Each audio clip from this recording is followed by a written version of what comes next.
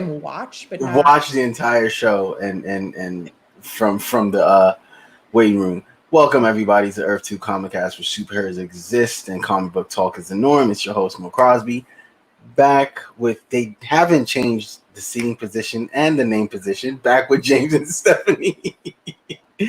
And we're here to discuss season 3, episode 4. 3. No, it's 4. Is it 4? 4, episode 4, yes. You had Michael, then you had the crew, then you had both of them together going to Earth. Gotcha. Yeah. Thank you, Steph. Sorry. Thank you, James. We're here to discuss Star Trek Discovery. A very interesting episode, maybe a little divisive, maybe.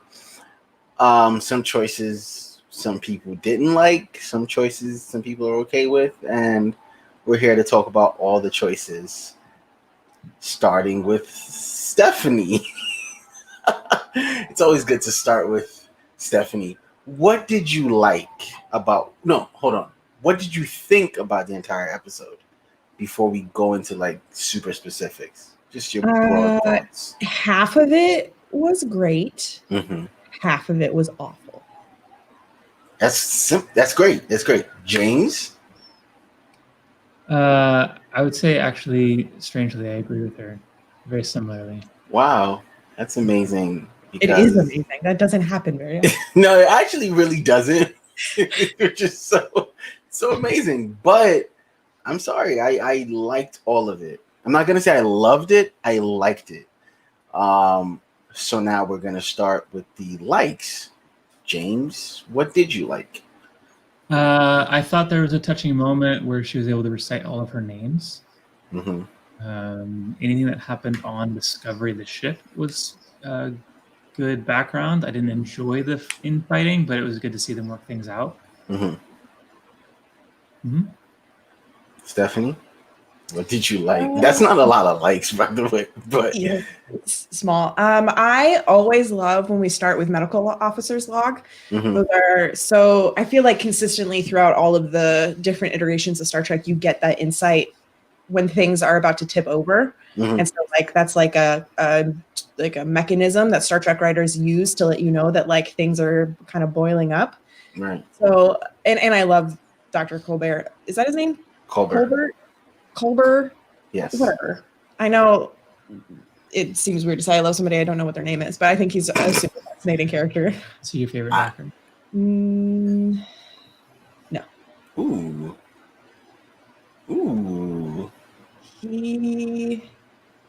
Interestingly, I think my favorite doctor is Phlox.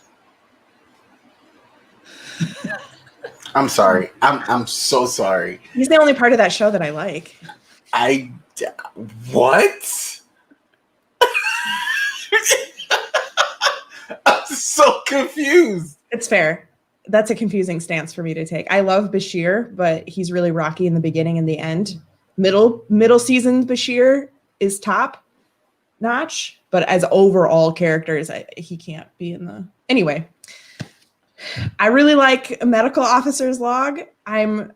I like that he played a more prominent role in this episode. Mm-hmm. I loved all of the Discovery stuff, like Saru trying to figure out, all right, I've kind of gotten a handle on how to be a captain in tense moments. How do I be a captain in the lulls between? Mm-hmm. That's super important. I love Tilly in this episode. I love that we addressed some stuff going on with Kayla, right? Like, yes, we finally talked about Kayla not being okay, even though we don't know what the nature of that is yet. Like, they didn't forget about it. I did love that touching moment at the end with our fake Trill and her ability to recite all the names, even though I hated every step all the way to that moment. That moment was good. Mm-hmm. Mm-hmm. Tilly for life. T for What about you, Mo? What did you like? Let's see. So the Trill thing I really enjoyed. I don't know if I loved per se. What was the last Trill's name? Gray. Gray. Yeah, I don't know if I love the character more so. I like their relationship. You know, I kind of like their relationship. We didn't get a lot of it. It looks like the way it ends, we're gonna get some more of it in some form because why is Gray here? But yes, the Trill thing with her reciting her name, all the names, that was cool. I will take this stance, which I know you guys are gonna be like, what? I did like being in the pool. But I would say I don't necessarily think Michael should have been there, but I did like being in the pool. So I like that. I enjoyed that. I enjoyed what else? Let's see. So being in the pool, I love Colbert, and I love that they didn't send him on the away mission because I felt like his presence on the ship would have been a lot better if it was him. It would the way that the episode shaped out, right? It would have been Michael would have had to solve one of the problems. How about she just doesn't solve any problems? But I'm glad it wasn't. She didn't do the ship thing. The ship thing felt like they needed to handle that on their own, So Michael needed to go away, and I like that. I enjoyed. I really enjoyed that dinner and them kind of bickering and how awkward it felt because it stands to show us that we don't really know the crew. I think a big complaint for some people is I don't know anything about these guys or they don't seem like they're cool, and granted the way the episode ended last week, at the tree, to this point, it's like, oh, that was just a cool ending. And now this is the real crew because they don't really talk to each other like that. So we don't really know anything about them and don't really care. So that argument, because again, if they're trying to tell us that this season is supposed to be an ensemble and everyone is supposed to come together, you can't just jump into that. This is, it's an awkward start, awkward beginning. I like that. Tilly forever. Yes. So yeah, I enjoyed that. I even enjoyed Giorgio being at the dinner. I don't know why she was there. I don't know what she stood to she didn't move the needle on that entire situation anywhere, left or right. She was just there, but it was kind of cool. Just, it's like, okay, she is a part of the ship. She's a part of the crew. This is how we're just going to put her in situations. I don't necessarily know if that, like a bonding situation is the best place to put her in, but she's there. I think I like Discovery a lot more than I like the away mission. I felt like the away mission was just there to fill the space of what was going on the ship, to be honest. And on that note, we're gonna step into the dislikes. Stephanie, you go first, because I know it's. Do we have the paper that rolls all the way to the bottom? I want to preface her comments by saying Steph loves DS9 and Trill. Yes, they're my favorite race.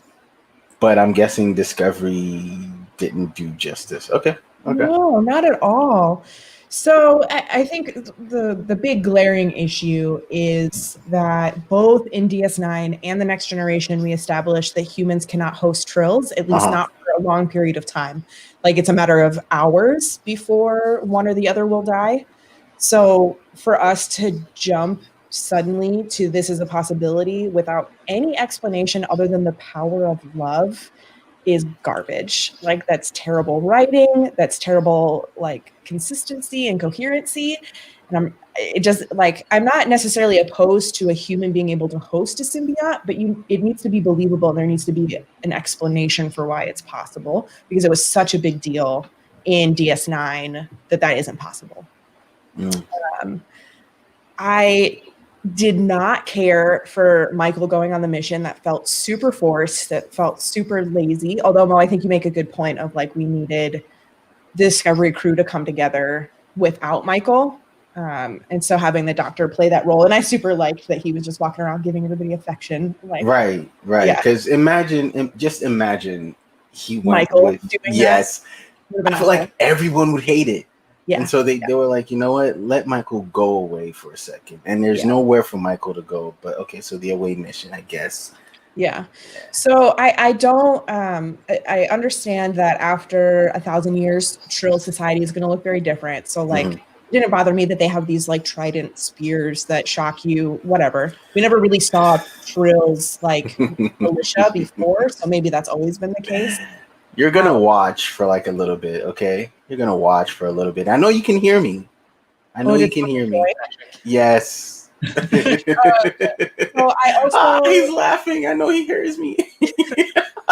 don't. Oh, I'm so sorry, Stephanie. I don't mean to cut you off, but here he is, the man, the Hi, myth, Patrick. the legend. Hi.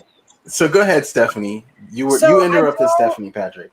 My two big complaints about the demonstration of Trill Society is first that they took the narrative from DS9 and completely reversed it. Mm-hmm. So in DS9, we learn that the government on Trill has intentionally misled the entire population about how many Trill actually are viable hosts because symbionts are rare. And so they kept a lid on how many people were actually genuinely able to host symbionts so that civil war wouldn't break out. They wouldn't become like a black market commodity, so that the symbionts would be revered and respected and worshipped the way that they had been thus far. And the Federation agrees to keep that secret, by the way, which is very weird. But so then in Discovery, for them to completely flip that narrative and just like explain it away with like the burn changed everything. We now have not enough hosts means either in the last 1,000 years, somehow they unlocked like symbiote breeding, and now like their breeding has gone off the charts, or most of the Trill population has been wiped out, and they don't actually give us the explanation either way, and that really bothers me. Aside from that, we have established ritual and protocol for how Trills respond to their symbionts and how they unlock memories, and we didn't get literally any of that. And it further bothers me because of the way that the episode ends, where Gray is still like visible and talking to her. Right. That happens in DS9, and it happens in DS9 because Jadzia wasn't willing or didn't have the full memories of the convict that temporarily housed Dax. And so to go through that whole episode of like this loving touching, we're unlocking memories, we're connecting with Gray, and then to have Gray linger after we have that beautiful closing scene is again another thing that is inconsistent with what we've established in DS9. And the fact that like there were no telepaths there. They used the pool of water and lightning sticks instead of the telepath priest who's supposed to facilitate that relationship. We have Dax going through the ritual of addressing each of her hosts through that telepathic ritual, and her friends embodying the personalities of each host, completely removed with this dumb 2020 high-tech like graphic scene of tendrils that are like it just is so dumb. It's so dumb, and I'm gonna stop talking now. Wow. James, is there anything you want to add to this, James? We'll get to you, Patrick. Just give us a second. I don't feel like passionate against Steph does because they're not my favorite race, but it really was weird to take the established ways that the symbiote is supposed to interact with their host and to create an entirely new way instead of doing those. Yeah, it's a different race, and maybe it can be explained that way, but then you'd have to have like some sort of it still doesn't make sense because like there was nothing like that. It's like they were hoping nobody remembered what happened in DS9, and so they could just introduce new ways of doing things. And just disappearing into the pool. And the eyes, like none of that. We've seen the Trill pool several times, and that has never happened before. I also don't agree with Michael had to solve a problem. No, she didn't. They could have sent her with the doctor, and because they also didn't address, we're sending down our chief medical officer, and then the chief medical officer doesn't show up. There would have been something there, right? Yeah. But also, I don't think in DS9 lands, there's no way they were letting anyone other than a Trill into those pools, and the Guardians would have been the ones to do it. Like that was their job. So to say you jump in and solve this makes no sense to me. Right. Another Trill should have gotten into the pool with her, not Michael.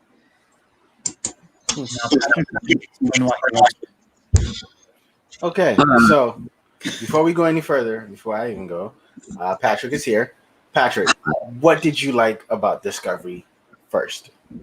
What I felt like, I don't know. For me, this episode feels more Okay. We're going likes and dislikes. So I before we things I like.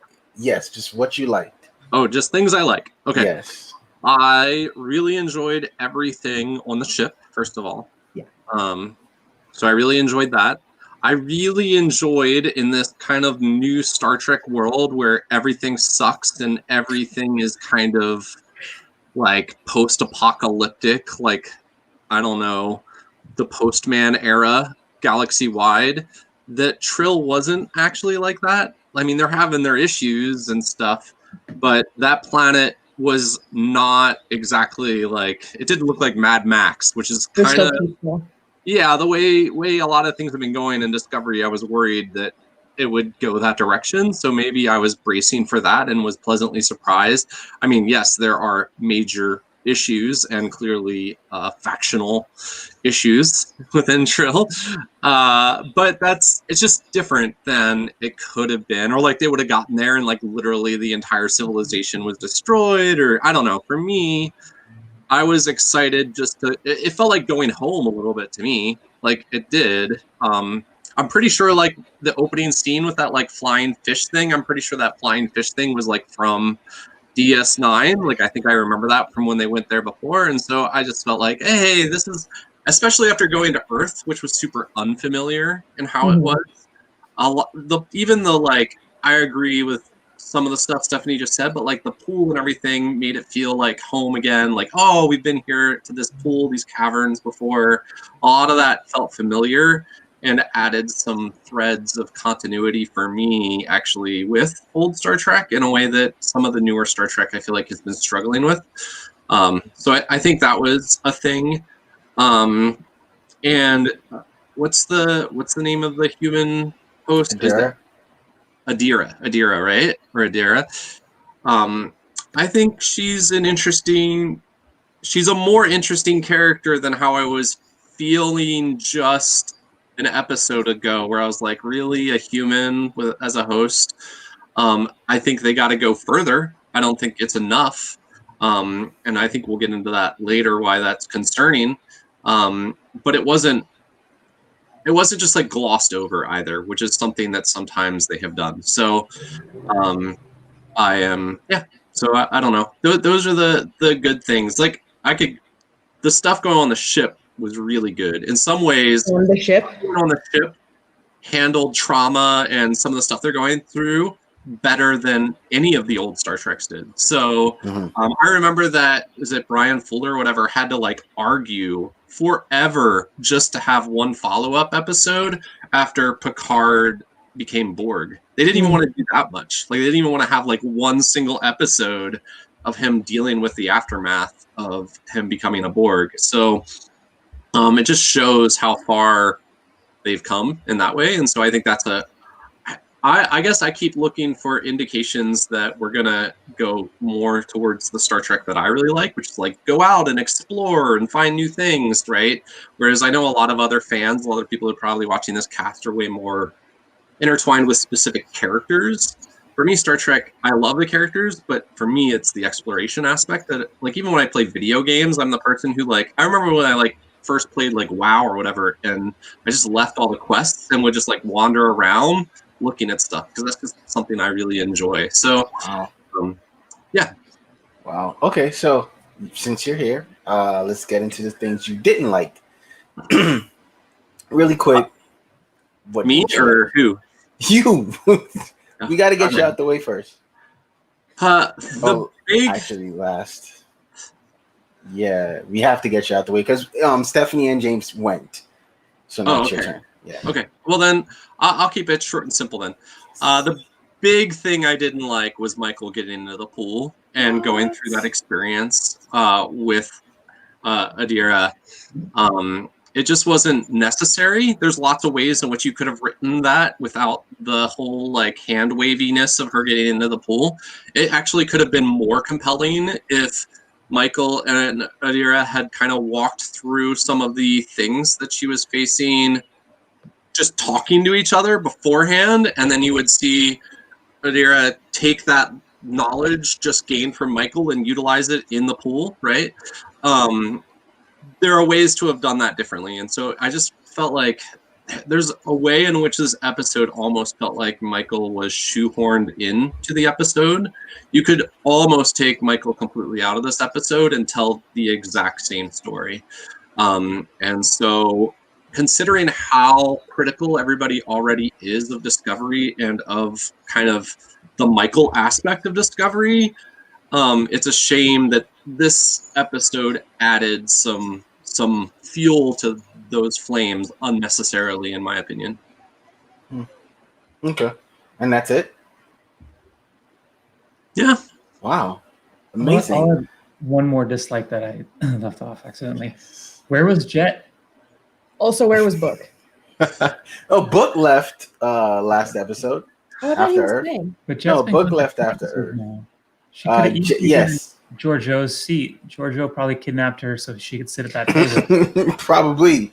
So now let's get into the Trill thing, because we're gonna. What didn't you like, Mo? Oh, okay, so what I didn't like, I have to agree with Patrick. Michael felt, and I am as big as an MB fan as you can get. I am probably the one that thinks she doesn't do anything wrong. I didn't care for her being in the pool. Again, her going to the planet, okay, that's fine. You didn't have anything else to do with her. But as Patrick said, if you wanted her to be any sort of, if you wanted her to be important to the story or to Adira's journey or Adira's walk, they could have had a conversation. Because I think the reason why she goes down to the planet with her is Colbert says to her, there's only one person who feels what she's feeling right now, or who's dealing with kind of what she's dealing with. And I think if you had explored that avenue more, Michael wouldn't have had to go into the pool with her, because at some point she would have channeled, as Patrick said, the conversation they had, and she would have channeled it into, her walkthrough or her memory, thing. And, where it was okay that she did, I don't necessarily, I'm like, I'm one way or the other about it. It's like, could we have done without that? Yes. Was it really necessary? No. Could we have done without it? We could have 100% done without Michael this entire episode. And that is huge coming from me, because I don't think she does anything wrong. I don't. You can ask Patrick. We've done this This for isn't necessarily an issue of Michael having done anything wrong, right? This is clearly a writer's issue. This is a characterization issue. I'm telling you, ask Patrick. We've done this for 3 years. No matter what Discovery the writing has, with I would say, Michael is, I don't think anything they do with her is wrong, and he can tell you that. I feel like the core of Discovery's issues this whole time has been writers, like just over and over again. Often the acting is on point, often the directing is on point, but the writing is really where they have struggled. And there have been times where we even know that they used writers that were not experienced writers. Yes, there was one. This season, but the only time anybody ever searched for something, Patrick was like, "Let me search who wrote this episode." Oh wow, they've never written anything before. I didn't know people did that. They were like a junior writer that clearly got put in a tough a situation we need somebody to write this episode, and that was the episode where Michael meets her mom, and it's just a poorly written. Season 2 had a lot of hiccups for a lot of reasons. Yeah, but the problem is always, to me, and this really shows on the shorts, because for some reason on the shorts they've been able to get some really high class writers from outside of their team to just do a short for whatever reason, and it really shows that sometimes I don't understand it, because it's Star Trek. You would think lots of people would want to write for the show, and yet they continue to have these writing issues. Yeah, so ultimately, that's the one thing I didn't really care for. I don't know if I would say I didn't like anything. I just didn't care for it. The Trill aspects of the show, I want to give them the best. Okay, I found myself doing this a lot with Discovery this season, giving them the benefit of the doubt. Like, okay, so new race. This season? Yes, just this season. I've loved every other season. Just this season so far. I just feel like New race, so I guess something new, and maybe we can play with canon a little bit. We can, I'm just trying to find a way to be like, this could be done a little bit. So it's a new race with the Trill. Yes, the things have happened. Yes, they've been established things, but this is also 900 plus years in the future. So things could have changed, right? Human biology could have changed, right? And I wouldn't necessarily say it's the power of love. I would say it's survival. I think I I'd would be say more the open to the idea symbiote. if they gave us that they gave us that explanation. Like Adira actually has Trill DNA like 10 generations ago, and that's enough.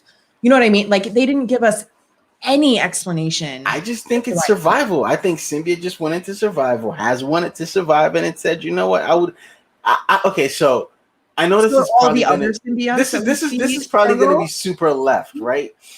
I'm channeling Venom here, okay? Forgive me, because in New Venom, not comic book or like other Venom, New Venom, Tom Hardy Venom, the symbiote was killing him at some point, if you realize. But also the symbiote wanted to survive, and so the symbiote was like, you know what, we'll figure out a way to be codependent. Maybe. You think the previous symbionts we've seen struggle in human hosts just didn't have the will to live? Listen, man. The Dax symbiote didn't. I am trying to stretch. I am trying to stretch this story to make it fit something it's not supposed to, and by God, it will. No, but they messed up. They messed up. I guess.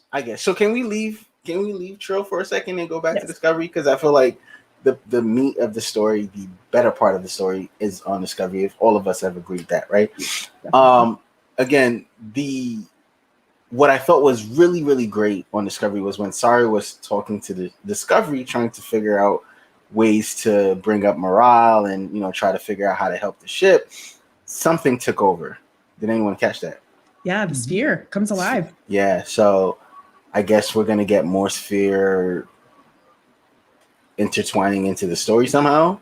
I'm super. I don't want to say called it, but called it. Oh yeah, so I'm super into the idea of the ship and the sphere evolving. Right. What I'm not comfortable with is Saru just being totally okay with it, and that he casually mentions it to Doc, and he's like, oh, yeah, that was a little weird. And like the fact that the sphere is sentient isn't worth talking about, isn't worth investigating. Is it worth mentioning the Stamens or Jet? Yeah, I think that's gonna get its own episode. I hope it gets its own episode at some point. They have to deal with that. That has to be dealt with. You're right. It shouldn't just have been a passing conversation. Did you notice that the voice of the sphere part of the ship is the voice from the short that I've been talking about? Yes, yeah. Patrick. We did. You right. Love the shorts. You were right both times. Okay, that's what you want. You good? Anything else? No. So I hope that's something big. And I was like, okay, great, because I caught it and I had to rewind it. I was like, wait a minute, something. I was like, oh, okay, great. That's not the ship. That's Fear talking. Yes, Stephanie, you've wanted them to talk about Kayla so bad. Yeah, Kayla. Kayla's not okay. God. And how is everybody like? She went on that blood tirade, and everybody's like, and everyone is just like, that's just normal. It's just Kayla, right? Like, no. That was like, what is happening? Nah, that was like saying something so absurd. You have no idea. You can't even formulate a sentence in response to it. So that's what it was, because I just saw everyone like, okay. It just seemed like at a different level than anybody else.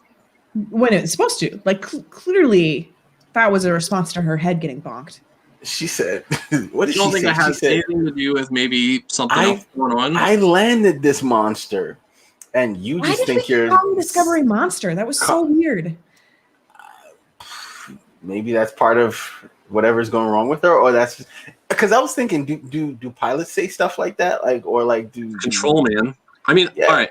Here's what I do like. I like if they build her out into You know, all the pilots in Star Trek are kind of lame now that I think about it. I mean, they're cool characters, but there's no pilot that's like you know what I mean, like an Air Force hotshot. So the idea that they're gonna like build her character that direction kind of seems cool to me. Actually, she did come off like a hotshot. Like, I landed this monster. What do? You just, whenever it's time to like superhero stuff, and I was like, wow, she just was relentless. And I don't think she was wrong, though. I don't think she was wrong. And in a way, I was kind of happy with it because of what Stamets did to Tilly earlier. I was like, you know what? I don't feel sorry for you. Has so much ego. If you had to like live on the ship with that dude all the time. If I were Doc, I would have stayed in the nebula and not come back. Like, that's too much ego to be in a relationship with. Yeah. Like, nah, he does. And this is why I want to agree with James that we needed Jet in this one for like at least 20 seconds, because she would have knocked him down. Oh my God, she would have probably joined in with Kayla and then dropped him off like a couple pegs. Or when he was going in on Tilly, she never would have let it get that far. But that's the thing, is it forced Tilly to stand on her own. If Jet had been there, then Tilly wouldn't have been able to rise up to the occasion because Jet would have jumped in. Yeah. I definitely think we're moving in a direction of Tilly really growing and really changing as a character and the functions she plays on the ship. And I'm there for it, but like, don't talk to my girl that way. Oh man, I miss Killy. I think that's who I miss. Because Killy was something again else. This is getting closer to what I enjoy in Star Trek, also of just like everybody is part of the show and growing and not just it's exciting. I'm excited. But again, I'm trying to wonder, is there a chance? So I know sometimes actors actually have in their contract that they have to like kind of have a certain amount of screen time and that kind of stuff. And particularly, there was a big deal because The West Wing was supposed to be all about Rob Lowe, and then it wasn't all about Rob Lowe, and he got really ticked off and like left the show. Like, it breached his contract and he left the show in the 3rd season. Anyways, I kind of wonder if Michael has a contract like that. Martin Green has like some sort of contract where it's like she has to be on screen a certain amount. She has top billing. So I would think that she has to be on screen a certain amount, or maybe she's going to take a backseat this season. I don't know how that's going to happen. Especially if you're signing a contract for a Star Trek show that you know is usually about a lot of people, I could totally see a top star being like, okay, I'm willing to sign on, but X, or I mean, not really her agent, but you get the idea. But if it was billed, because from season 1, it wasn't about a lot of people. It was about her. And season 2, again, somehow her. Maybe this season things may have changed, but it's also like she has. They to are be starting to change, but she also has to be the same amount of screen time. Does that make sense? Yeah, I'm saying it's starting to change, but she still has to be in X amount of scenes. So I think it's probably going to be like that for like the entire season, and then maybe next season we might see something different, maybe. But so for the ship, and I'm done on Trill. I'm really done with that. But I am unless there's something else you want to talk about from that part of the story, because I think while that part of the story was kind of important, I'm excited to have a Trill in the crew. A Trill, not Trill, but I'm excited to have multiple live. The fun thing we got with Dax. Right. I'm excited to get some of that. I will say the last thing on Trill that seems weird to me is they made this like big deal about how great it was for a symbiont to come home, and then how quickly, like, they made no counter arguments to Adira leaving with Discovery. They made no attempt to convince her to stay, which is weird. But then they already like really banished her off. Yeah, they did. The first thing they did was like, get out of here. Like they never wanted her. They tried to. They called her an aberration and an abomination, and then the priest successfully, unlocks the memories, and they accept her. But then they're totally cool with her leaving, and like make that comment of like, appraise us of your well-being or whatever. And I just think it's super weird. Like, why would Adira, with now how many lives, 7 or 8 lives unlocked and suddenly influencing her opinion, why would she have a strong pull for Discovery instead of staying on Trill? all of her other lives would be telling her to stay on Trill. No. I mean, one of them was All would be a like, let's go yes, find a All right, yes, fair. Some of them Well, may not even be the rest. Starfleet people. A yeah. lot of them. Senator A was lot of Starfleet. I think yeah, wasn't Trill Gray was Starfleet. Starfleet. But if you now know that your home planet and your symbiont, like the basis of your society and religion, is at risk, why is there not a pull to stay? I actually disagree with you really heavily on this one, because the Ooh. Trill symbiotes had basically a free reign of what they wanted to do. They could go be a Klingon ambassador, or go work in Federation, and there's actually a strong pull for them not to do the same thing they'd already done in a previous life. So the fact that so many did live on Trill would actually be a bigger incentive for her to go somewhere else and bring back more I experiences. mean, I suppose that's true. Discovery does represent an opportunity that no Trill has had before. Right. Especially now that the Federation is gone, Right. none of the other Trill on that planet probably have this particular opportunity. Right. One more thing. So I Saru had come to Stamets to talk about an alternative method for them to be able to travel, because Of the apparently interface. yes. I knew this was coming. I already knew they were going to do this. Did you call this one, Patrick? Yeah. Well, I just knew that they They have couldn't. to. Yeah, they couldn't have make to. it reliant on him. Also, Yes. I mean, in real world, like in the world of Discovery, it doesn't make sense. He's a human. Humans are really fragile. They die really easily, and if he Right. dies, their whole ship like suddenly is in real trouble. So I mean, he did have to go in a coma, and Yeah. they continue to remind us yeah, about that entire it episode. totally makes sense. That's a good captain being like, yeah, you are a fragile, easily breakable human. We need to fix that problem. And so, is anyone excited to see the possibilities of what they come up with?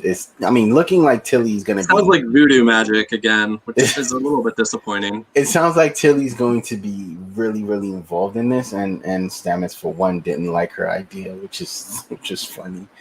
I'm sure she will be. Quick.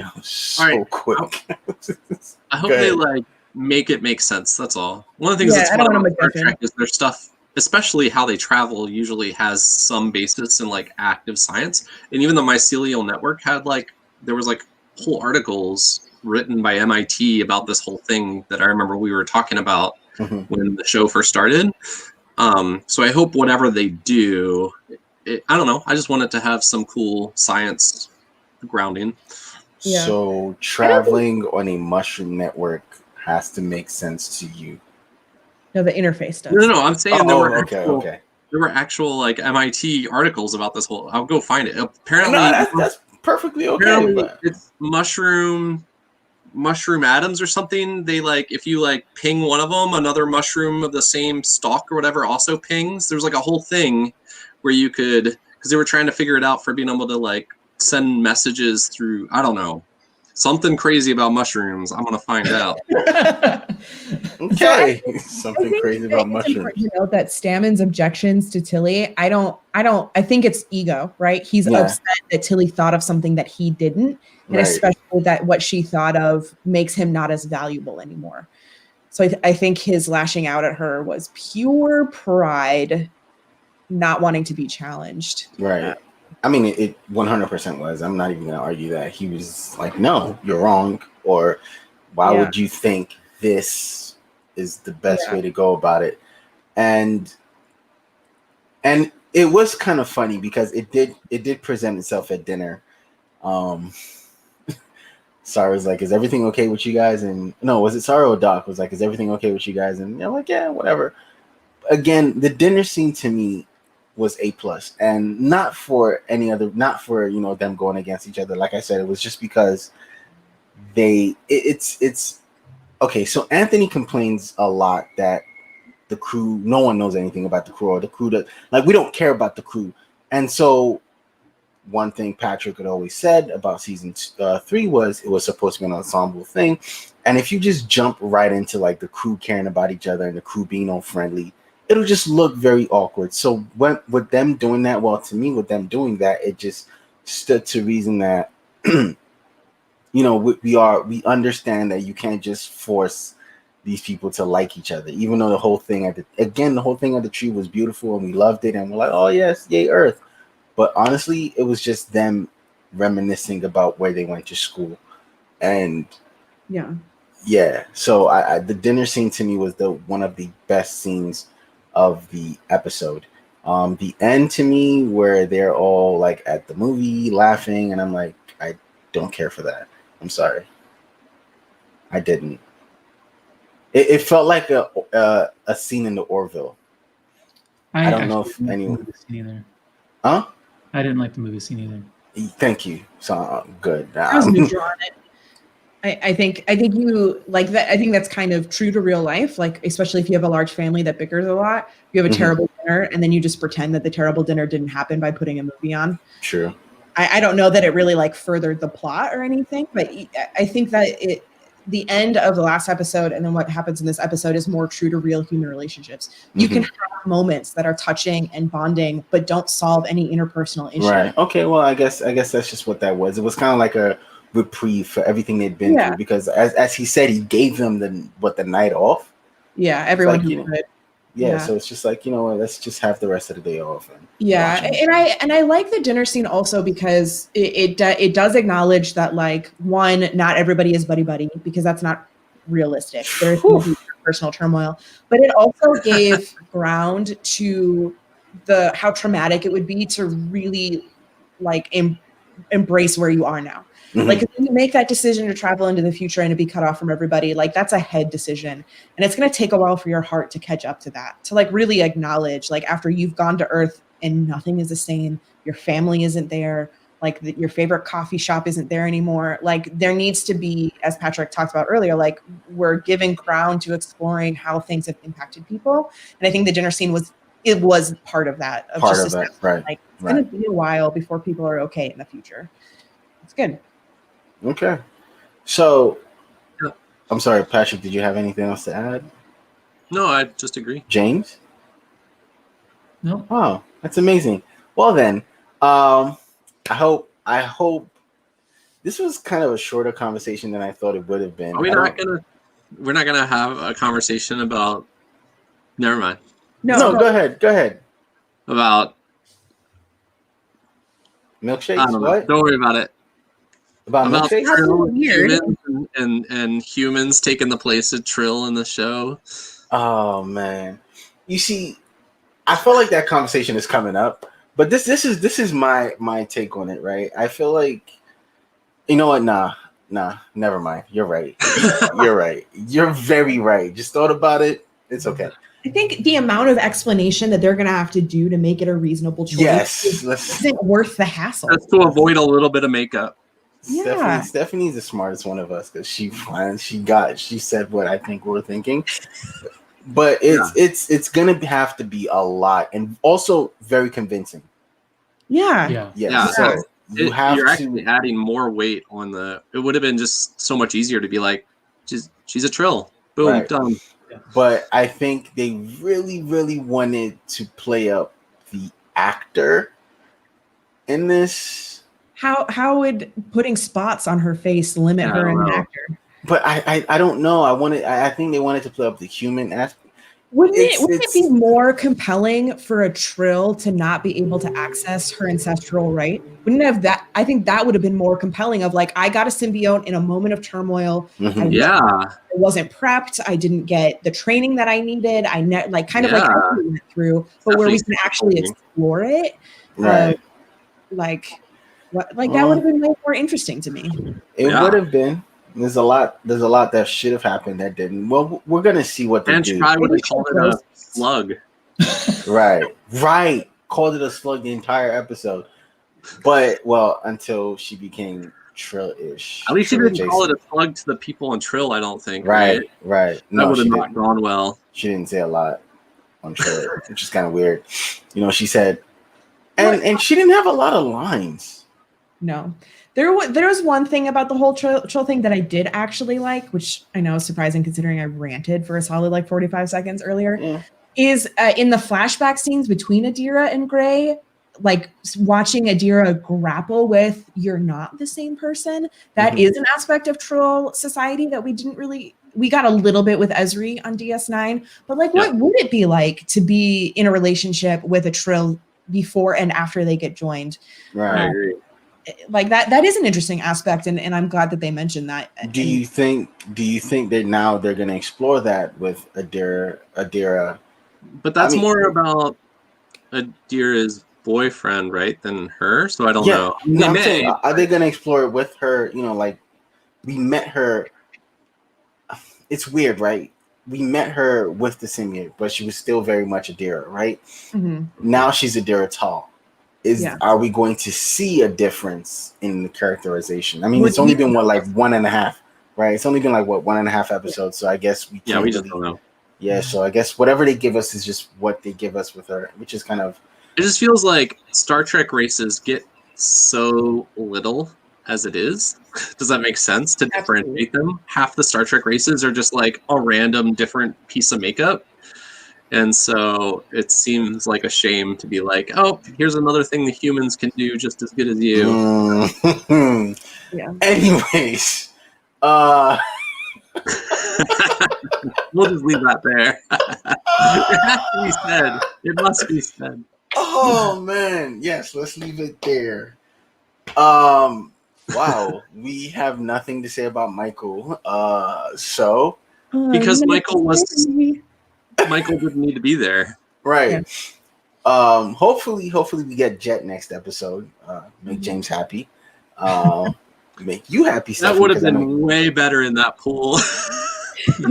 Jet on Trill would have been amazing. It would have been funny. But yeah. Attach it to her. So hopefully she would have probably grabbed her and said, here, just go through this. What's interesting is the way that we're introduced to Trill shows that she is maybe out of necessity rather than genuine curiosity, but like she can interact with how human bodies work or bodies, right? And how do you keep them alive, right?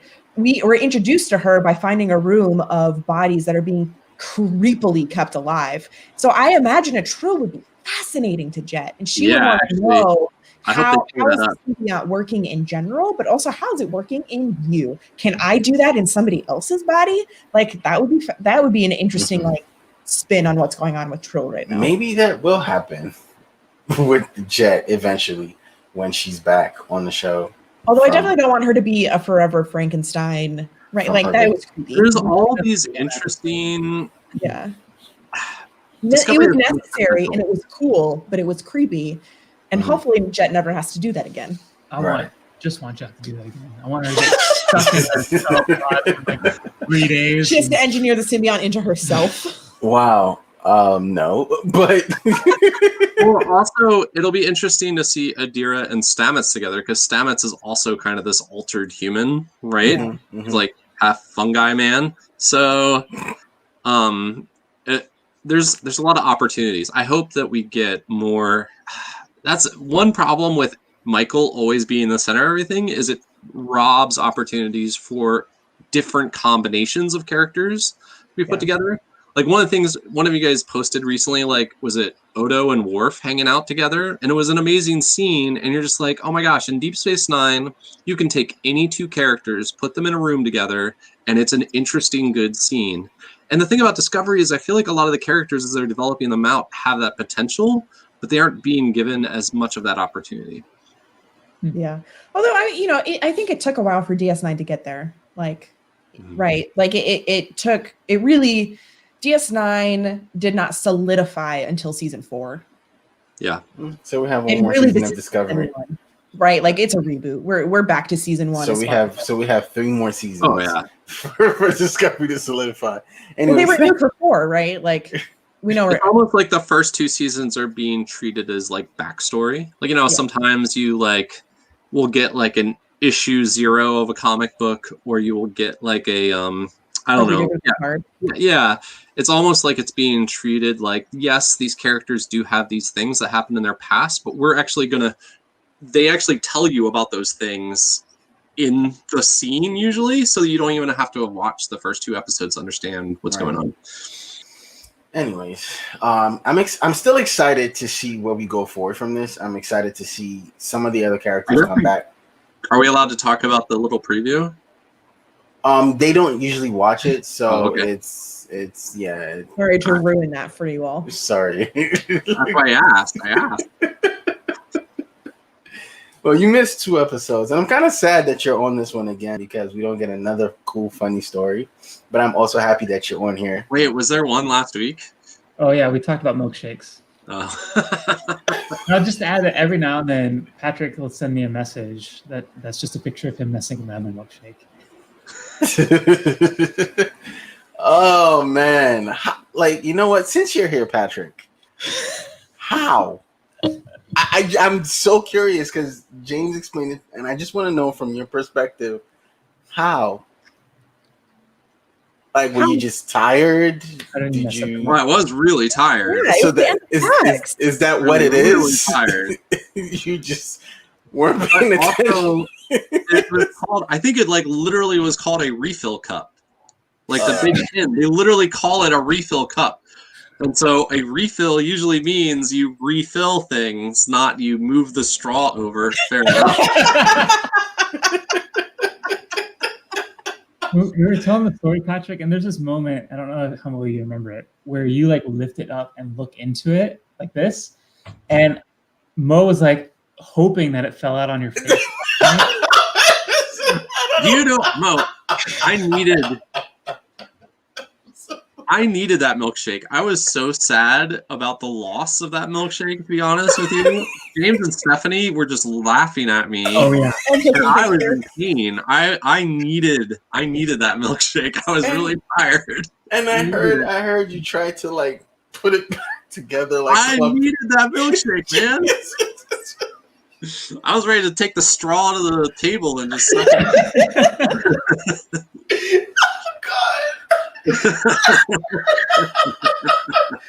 Oh man, that is too funny. It's the imagery of like, because when James said you had it, I just picture like slow moving milkshake. I remembered afterwards. Oh, it's hot. A similar reaction. Like, no, Patrick, don't do that. It's like it's okay. It's like it's